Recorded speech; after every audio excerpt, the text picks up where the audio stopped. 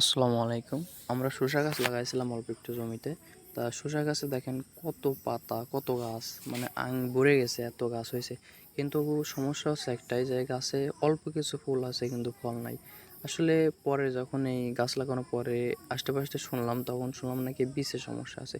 বীজ নাকি পুরনো বীজ দিচ্ছে। তো এই জন্য দোকানে গেছিলাম, তো আমাকে বললো স্প্রে করার জন্য। তো এজন্য স্প্রে করার জন্য পানি মনে করেন আমাদের বুর পাশেই আছে। এইখানে আমাদের এখানে বৃষ্টি হয়েছে, তো এখন আষাঢ় শ্রাবণ মাস, এজন্য যেখানে কানা গন্তব্য যেখানে বলো না, এখানে সব জায়গায় পানি আছে। তো এখান থেকে আমি 16 লিটারের টপ এটা একটা পানি নিয়েছিলাম, এই ছোটো একটা মগ ভরে ভরে নিয়েছিলাম। অনেক সময় লাগতেছিল, বেশ অনেক মগে লাগছিল। এক মগে হয়তো সর্বোচ্চ 1 লিটার পানি ধরে প্রায় 15-16টা মগ নেওয়া লাগছে। এরপরে আমি মগ নিয়েছি, ভরে গেছে, টপটা ভরে গেছে। এখন আছে, এখন ওষুধ দিব। তো আমাকে যে ওষুধটা দেওয়া হয়েছে দোকান থেকে, সেই ওষুধটার নাম হচ্ছে শেল্টার।